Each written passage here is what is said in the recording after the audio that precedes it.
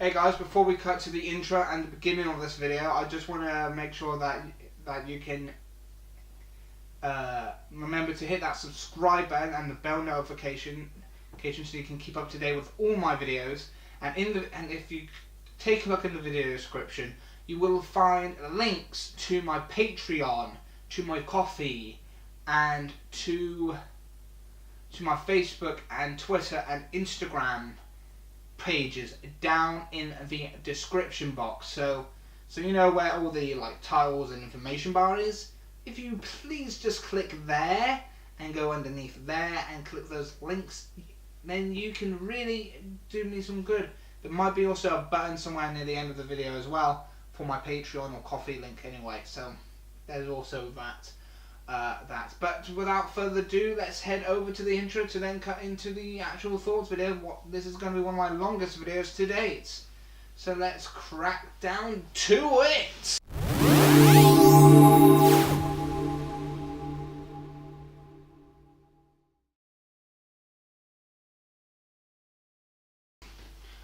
Why, hello there, my Digi-destined friends. It's your host, Kai from Kai's Take Corner. And this video is long overdue. I have already recorded and already edited. I'm going to turn off this this echoing.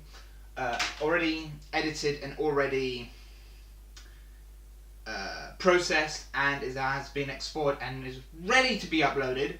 My thoughts on Digimon Tri Adventure, well, part 6 of Tri is up, and it's not up on. It's completed, it's edited, it's all that jazz and everything. I want to also ask you about something. What have you thought about these videos lately? Have I made them different so far from my other thoughts videos or stuff like that? Because remember, these thought videos are in some ways, yes, they are a companion piece to my actual reviews I've done, because as you know, I do these thoughts videos. At first, I was only originally planning to do one, so this video is more to discuss why I decided to do a thoughts video on the dub constantly to coincide with each dub release each time it comes out in the UK, and also in general to actually talk a little bit of my thoughts on the voice acting that goes behind the process of this dub, and which actors have done really well with the characters they are voicing and portraying. And normally has been somewhat with the characters that are new to the series, or new voice actors taking over roles voiced by previous characters, and it's one of those that literally has became really pronounced. And this is where this video is going. Really, is my final thoughts on the dub. Well, I can give you a short summary. Is in some cases it felt rushed. I'll go in more detail later on why I feel like it's going rushed after I explain a little bit more on the general process of my overall thoughts on the whole series as a whole. Again, I gave a short little video about the general thoughts and everything in the actual video that would in some ways correspond with this one. But I thought I didn't really put as much thought and detail into it until I've watched the last 2 parts. I have a very good memory of remembering aspects of films, and it's not just those. It's been one of those cases where Tri wasn't a good series. I can tell you that now. To me, it wasn't great. I'm a really hard guy to please, but normally I enjoy a lot of stuff that I've watched, and I always can see the criticisms that people bring up on certain series, but it doesn't change my overall opinion to something that I've really enjoyed. There's a lot of animes that I enjoyed and a lot of people hate and stuff like that, but that's my opinion. I really enjoyed it. Yes, the animation could have been better, but for me, I really enjoyed the story. And sometimes I always fall on and follow anime series that follow similar tropes that I have watched before. Try something different while trying to incorporate tropes from previous Digimon series.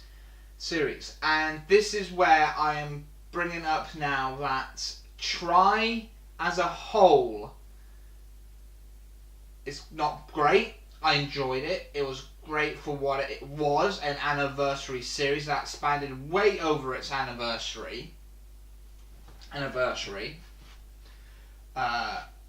And now we've got other things coming in, and it really is changing up the process and formula that doesn't really necessarily needs to be there. But first off, with Try, it could have been handled better. I think that the approach they went with, trying to make him feel a bit more realistic, or went with the slice and life stuff a little bit more, could have been less and more Digimon type stuff, Digimon series type stuff, involving more of the problems that Digimon could have if they reached Havoc. Yes, we started seeing some of those from part 2 onwards, but some of the social aspects of seeing everybody what they were doing without their Digimon partners, or having no connections with their Digimon partners in the first part, but remembering all that, was great. Now, I get it. One thing I will say this, I get it. Adventure 2 was bad. I get that. I still enjoyed Season 2. But I get it that it is a bad season. And I understand why. Because it went, I think, more to do with it going in some ways a Sentai Rider type formula, mainly of, oh, we need to sell this new toy. Here's a new Digi-Egg so we can sell a new toy for you every other episode, and also be like a somewhat before it breaks off the Digimon Emperor arc, where it was literally a Digimon of the Week format type thing with a Dark Spiral and whatnot, and taking down control spires all the way on until they defeated the Digimon Emperor. That was pretty much the first arc, was pretty much rinse and repeat. New Digidestin, go to the digital world, get a Digi-Egg, they get their partner Digimon. They defeat the Digimon that's infected by a Dark Spiral, and then they take out the control spire that the Digimon Emperor brought. And that happens until the big bang was Chimeramon. And that's pretty much it. Right, I get it. They want to sell toys, and they want to introduce these characters this way, like it was a Sentai season and whatnot. I don't really care. It was still an okay series in my eye. But when you remember that this is a third season in a way to an originally established universe, because Digimon, it feels under, has got multiverses now, and that has been established with Cross Wars, Digihunter Through Time, the third season of Digimon Cross Wars / Fusion that never got an English dub, and they established that it has a multiverse because in the third season of Cross Wars we had Tai, Matt, Mimi, Sora, with no vocal speeches or vocal appearances, but them appearing with Ken Davis, and mainly the goggle-headed people actually were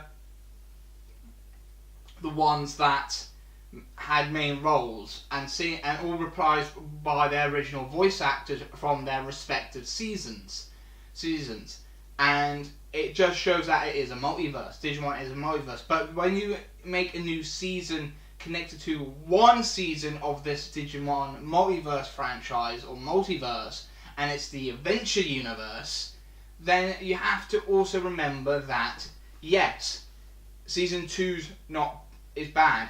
Unlike Dragon Ball, this has no manga counterpart. This is an anime based on a VPET system. A VPET system that literally was Tamagotchi for boys, so you can battle these digital monsters with your friends.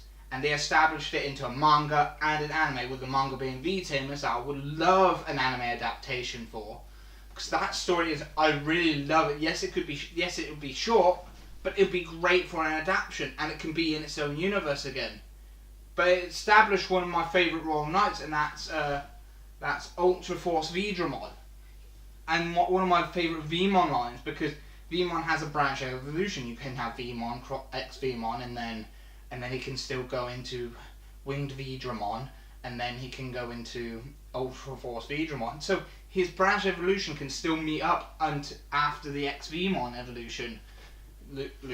But I'm digressing. I am going off of a tangent. So with Adventures Try, you have the whole series until part 3. Well, no, even from part 2.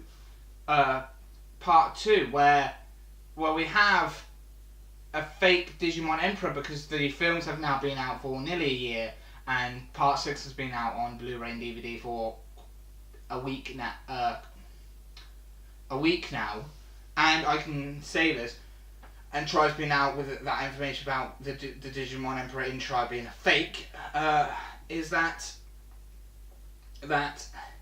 yes, we have a fake Digimon Emperor, and that kicks off them clicking, oh yeah, there's a season 2, there's season 2 cast, let's knock on the old Digimon Emperor that is Kenichi Joji's house to find out if he is really the Digimon Emperor. And turns out he wasn't there, he hasn't even returned home. And then we learn that they've been all trapped in the digital world after being defeated by Alphamon and just being locked up, along with the good Geni, because there's actually silhouettes and there is a good Geni. So it even adds more confusion to the plot on who this dark Geni is when it's not really Geni, he's somebody else, because the real Geni that actually is the one that helped the Digidestins, and that probably also helped the season 2 Digimon Digidestins as well. And another thing that also confused me most is the plot after the defeat of Melomai Otismon, when Onikawa sacrificed himself, and then every child that was rescued by the Digidestins in the digital world, or in that weird subspace that ended up broken, a wall got broken, and they went into the digital world, and they were given Digimon partners. What happened to those kids? Because we get suddenly, even in the subs, they weren't really clear that, oh, these weird creatures are flying about. I'm like, plot hole again, it's a mistake. Digimon appeared twice in Season 1 in this universe during my Otismon's attack, and boom. Nobody remembers! Great! The story was in some ways a mess. I knew, even at part 1, I knew Meikumon would have had to been killed, regardless of what they had to, what plot device they had to put in to make sure to get everybody split up about the whole thought process. In the end, I had a feeling Meikumon was the main cause, is going to be the big bag at the end, and she has to be killed. It feels like Hurricane Touchdown's minor storyline got seeped into this again, with Wallace's coach, Lopmon, digivolving into the dark form of not Chimeramon. I can't even remember its Digivolution, the final, the Mega. It just remembers that because he was a Digidestin with twin Digimon, and he had to go through and Davis already covered this because of how dark it was. The fact that they had to defeat and pretty much kill Lopmon's Megaform from the dark side, and he got purified at the end. Great. Part 6 came around, and I was like, and this is now me after watching part 6 again, dubbed, by the way, so this is still revelation on the thoughts and dub. I'm also including my actual proper more detail on my final thoughts as a general as well. And they see that through, because I remember that from Hurricane Touchdown, and it literally was not good there, but it wasn't good here either. Yes, with Hurricane Touchdown, it's not really canon, because it can't really be canon now with elements of new lore introduced in Try, where if a Digimon dies in the human world, it cannot be reborn in the village. So there's that type of conundrum and plot hole again. Is we've got new law from Tri that states if a Digimon dies here, and it's shown because Wizardmon hasn't even been born after that reboot, so it shows that it's proven that, and yet we have a new Digi Egg for Lotmon. At the end of during the end credits of Hurricane Touchdown, and if you wonder why I'm not pronouncing it Digimon movie, that to me that thing does not exist. I will own it, but I will never watch the films sub. That is my personal opinion. That's my personal present. It has nostalgia to me, but since this video, since I've watched them all three separate, there's 3 movies before the 4th movie, and that is how it goes. There is a total of, before Tri, there is a total of Adventure, Our War Game, Hurricane Touchdown, Revenge of Diabolomon, Tamers 1, Tamers 2 movies, the Lost Digi-Armor, or the Lost Digimon or something for Frontier, so that's 7. The X Evolution movie, one of my all-time favourites. Yes, the CG is not that great this moment, it hasn't aged well, but the story about Cross Evolution holds up to me, and it's one of my favourites, and that's 8. And then we had the Savers movie, that was pretty much an episode-length film as well. But that's 9 movies, and then Tri, and then you got all those little like festival animations that Toei did for Digimon as well, that are also apparently classed as films as well. So there's been, yeah, so some of them are classed as like finales to the series or bridges to scale wise on this, with Diabolomon actually fitting perfectly with it going into Tri, because it literally does, because every time there's a movie that is set in the main timeline canon with Our War Game and with Revenge of Diabolomon, it really does set up that it's set in the summer period or near the end of summer, and they're transitioning off to their next years. So with Our War Game, we have Ty and Izzy and all that just about to go into the school that TK and Kari are in Tri, but they're in there during season 2. And with Revenge of Diabolomon, we have the season 2 cast going to that school that TK and Kari are in Tri, that Ty, Matt and Sora have already been to, and then those guys gone on to the school that I think Joe was in season 2 before he went off to college or university or whatever. I think that's how it works. So those 2 films are really great. So if you want to watch it in chronological order without including Hurricane Touchdown, you can literally go Digimon Adventure movie, Digimon Adventure season 1, Our War Game season 2, Revenge of Diabolomon, then Tri. Perfectly fine with me. I can perfectly agree with that. I can perfectly watch it, because if you're watching it dubbed and you want to do it that way, you can't, because of how butchered Digimon the movie is. Now, if Toei can hear, I think there's more than just me, but I think Toei needs to do an uncut dub of Digimon season 1 and season 2, an uncut dub of those, and do an uncut and dub the first 3 movies. And you want to know something? If they do that, I would not mind them using the Tri-cast. I literally would not mind them using the Tri-cast for it. Apart from Kari. If it's not a large merit for Kari for the redub, if they ever plan to do the redub, then yeah. But at the same time, I'll accept it too, because then it won't matter. But yeah, so Toei, get on a redub. I don't care if there's nostalgia for Digimon's original dub because of the cheesiness. I love the old dub as well. Just do a complete uncut redub of Digimon Adventures season 1 and 2, along with dubbing the first 3 movies. Heck, redub the first 4 movies as well with the cast, so it all fits. I don't mind. I don't care. If I'm going to get hate comments, I don't care. Okay, that's my personal opinion. You can hate me all you want. That's my personal opinion on this whole redub thing. Digimon deserves a redub in my eyes. And if Toei can do that and actually include the Tri-cast to do it, fine.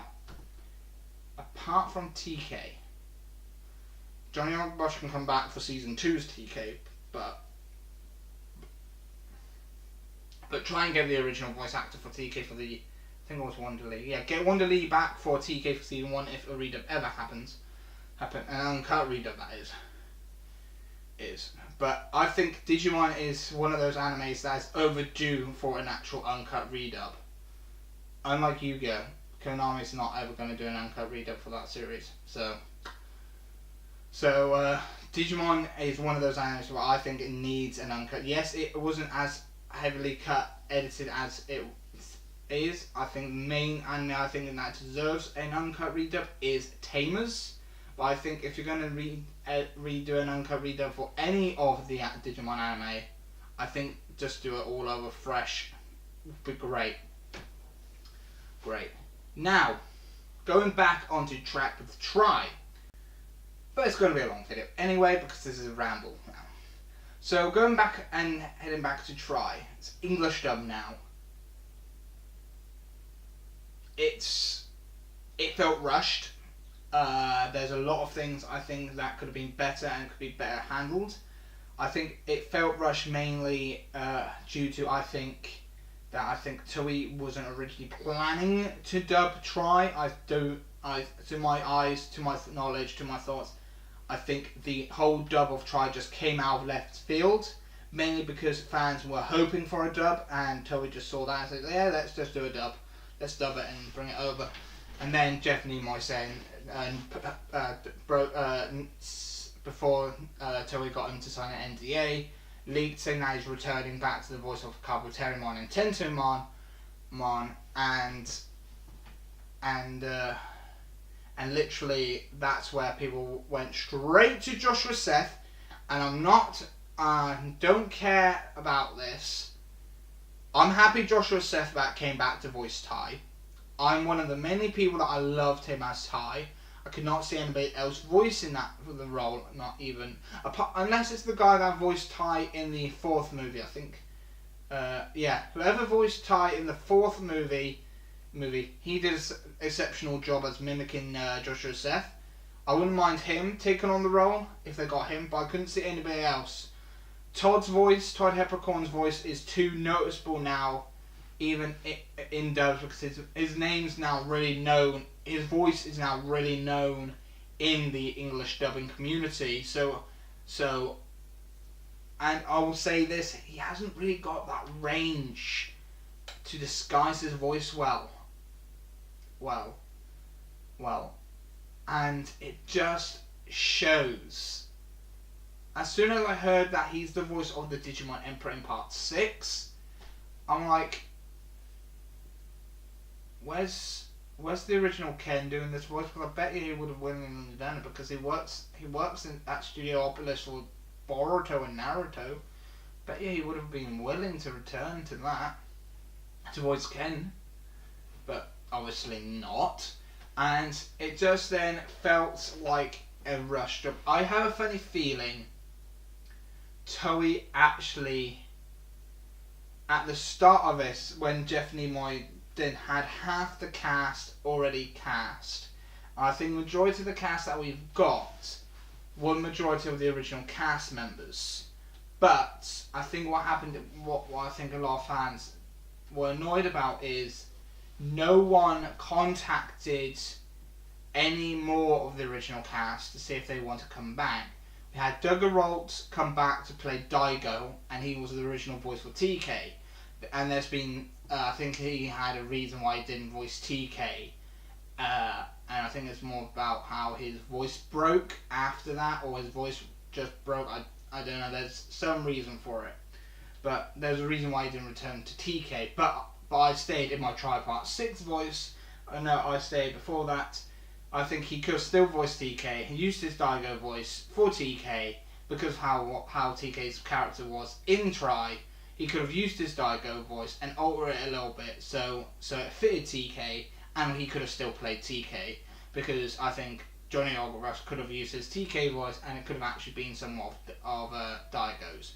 So Johnny Young Bosch and Doug Roach's characters could have been swapped. They could have changed roles, and it could have been perfect. And that's my own thoughts on it. Now Tara Sands, I accepted that she's now Kari in Tri, and probably in any other installments of Digimon related to the Adventure series, but it still doesn't feel right that Lara J. Miller even wasn't contacted. And I think she's probably a union voice actor. Probably not, because she works in a lot of cartoons now. But so does Colleen O'Shaughnessy. Those two work on a lot of animated series together still, and I think. Well, they work on some shows together still in the cartoon side of things. But it proves to me that that people went to her and asked if she was coming back for Kari, and she literally didn't know anything about it, even when the dub was happening, and nobody contacted her. And that, I think, was where I literally first... It's then when I started realising. I didn't want to mention it in any of my videos, but that's where I started realising, right, something... The dub's gonna end up end up good, but be a rush job, or it could be in a rush job and could end up bad. Luckily, it ended up being a good dub, but felt rushed. And then we go back to the original voice of Matt, and I think Joe's actors both retired. I think Matt's voice actor, retired from voice acting, or probably still active, but rarely does any voice work. So he's semi-retired, but 100% more retired. But those two, I heard that they would have 100% came out retirement to voice the characters they voiced in Adventure and Adventure 2, and that's being Matt and Joe, if they were contacted. The fact that they didn't even get contacted to come back, maybe because Toei knew they were retired, but at the same time, it felt like they didn't even try to reach out to them. And here's another thing. People spoke up for Joshua Seth to come back as Tai. Spammed Toei's Facebook, spammed Toei's Twitter, all emails and whatnot, and saying, bring Joshua Seth back for Tai, bring Joshua Seth back for Tai, and on and on and on and on. And even at that time, Joshua Seth says yes, he would come back if he was asked. That was a statement said by the other two actors as well. If they were asked, they would have come back. But the fact that they had no idea, they weren't contacted or whatever to come back to reprise their roles, it to me just seems like either Toei didn't really do their research about these characters beforehand.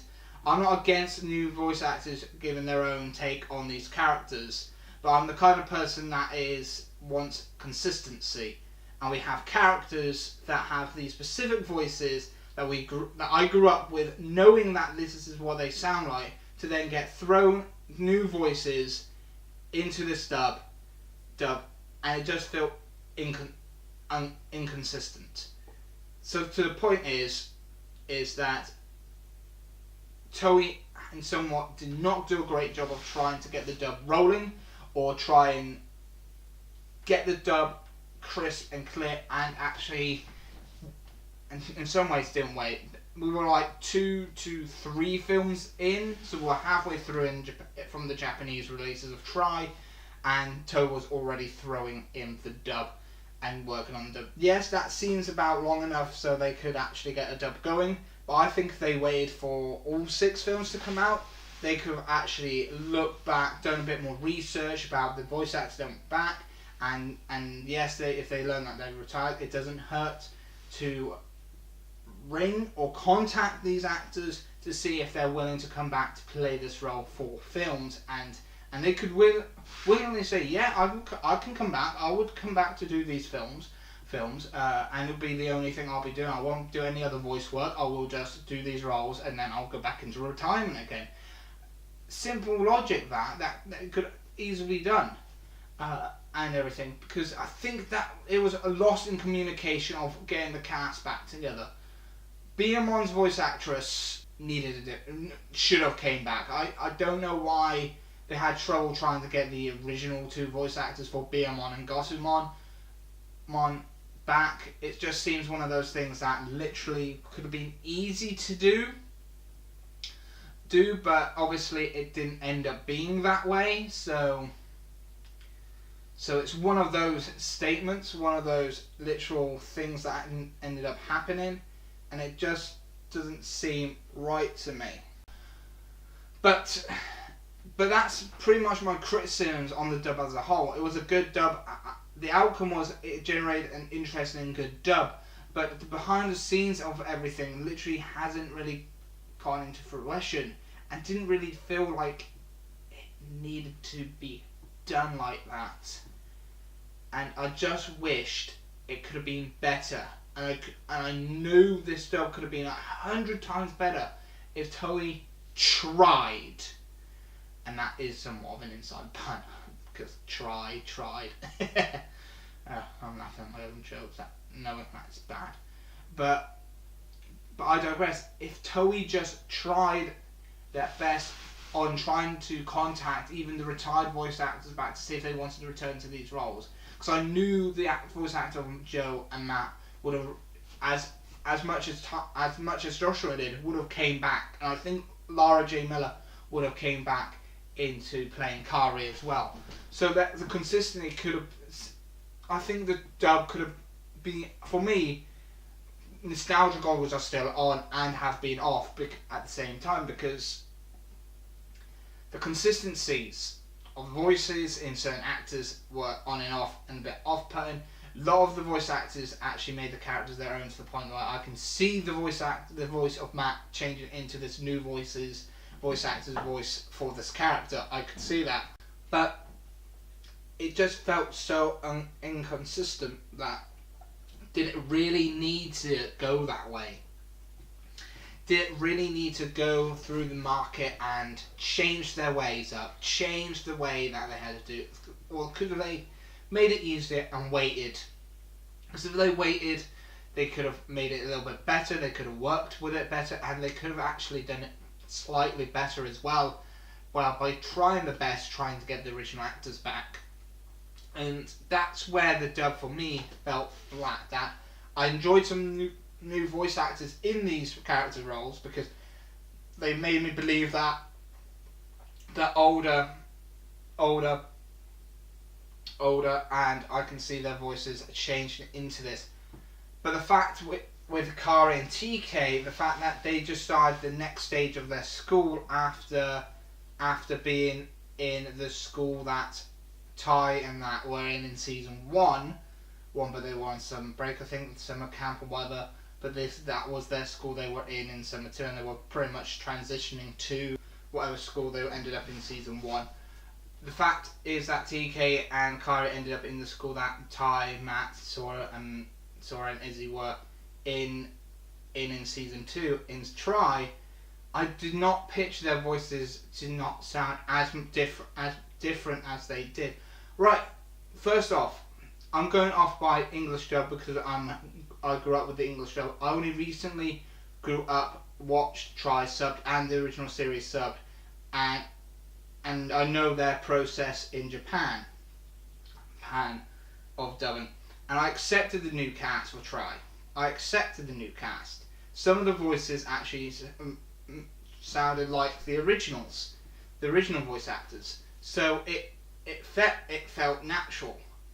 But when it comes to English dubbing, it's slightly, I think for some fans, it's in a grey zone where you made a series, you've got us attached to these voices via nostalgia, and then you didn't try your best trying to get these voice actors back to voice the original characters they've voiced in this series, and we have to try and accept these new voice actors taking over the roles for these characters that we already knew what they sounded like in English. And that really did not help a lot of, I think me and I think a few others, like I said, I accept Vic Mignogna as Matt. I accept Johnny Youngbush now as TK, but I still think Doug Rhodes could have still played TK. And I've already said why earlier on this video.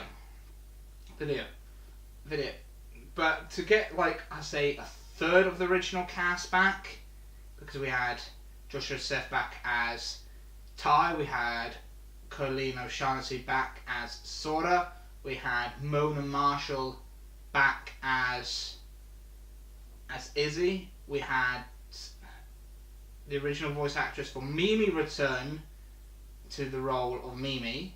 And the fact is, the English voice for Mimi now actually suits the personality for Mimi and Try anyway, whereas it didn't really suit her in the original 2 series. So I loved how that came full circle, where a voice that didn't fit the character that she voiced in the original 2 series ends up fitting the character in Try more.